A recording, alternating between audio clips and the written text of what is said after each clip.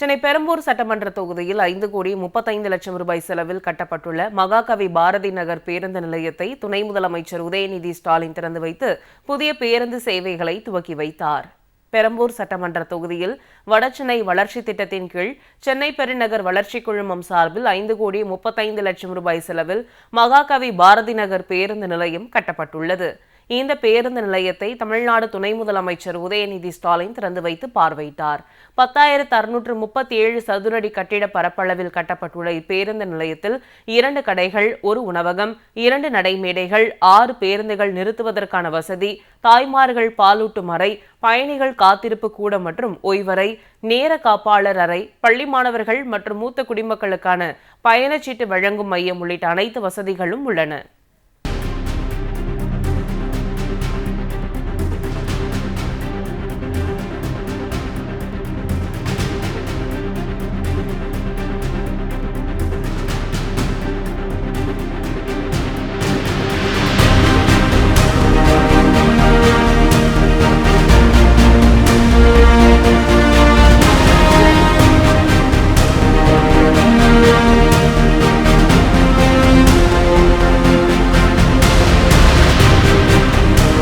இதைத் தொடர்ந்து சென்னை பெருநகர் வளர்ச்சி குழுமம் சார்பில் 11,26,00,000 ரூபாய் செலவில் கட்டப்பட்டுள்ள கவியரசு கண்ணதாசன் நகர் பேருந்து நிலையத்தையும் துணை முதலமைச்சர் உதயநிதி ஸ்டாலின் திறந்து வைத்து பேருந்து சேவைகளை கொடியசைத்து துவக்கி வைத்தார்.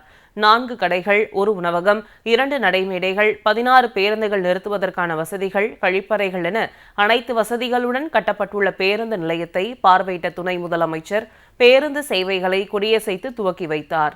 இந்நிகழ்வுகளில் அறநிலையத்துறை அமைச்சர் பி.கே. சேகர்பாபு, வடசென்னை நாடாளுமன்ற உறுப்பினர் கலாநிதி வீராசாமி, சென்னை மாநகராட்சி மேயர் பிரியா, சட்டமன்ற உறுப்பினர்கள் ஐட்ரீம்ஸ் மூர்த்தி, ஆர்.டி. சேகர், வீட்டு வசதி மற்றும் நகர்ப்புற மேம்பாட்டுத் துறையின் கூடுதல் தலைமைச் செயலாளர் காகர்லாவ் ஷா, சிஎம்டிஏ உறுப்பினர் செயலர் கோ. பிரகாஷ் உள்ளிட்ட அதிகாரிகள் கலந்து கொண்டனர்.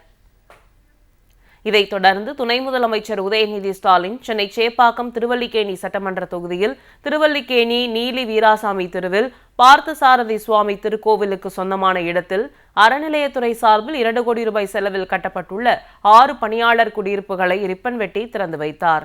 தலா 750 சதுரடி பரப்பளவில் கட்டப்பட்டுள்ள இக்குடியிருப்புகளுக்கான ஒதுக்கீட்டு ஆணைகளையும் துணை முதலமைச்சர் வழங்கினார். தொடர்ந்து திருவல்லிக்கேணி தணிகாச்சலம் தெருவில் இந்து சமய மற்றும் அறநிலையத்துறை பார்த்தசாரதி சுவாமி திருக்கோவிலுக்கு சொந்தமான இடத்தில் 83 லட்சம் ரூபாய் செலவில் கட்டப்பட்டுள்ள 3 பணியாளர் குடியிருப்புகளையும் துணை முதலமைச்சர் உதயநிதி ஸ்டாலின் திறந்து வைத்தார்.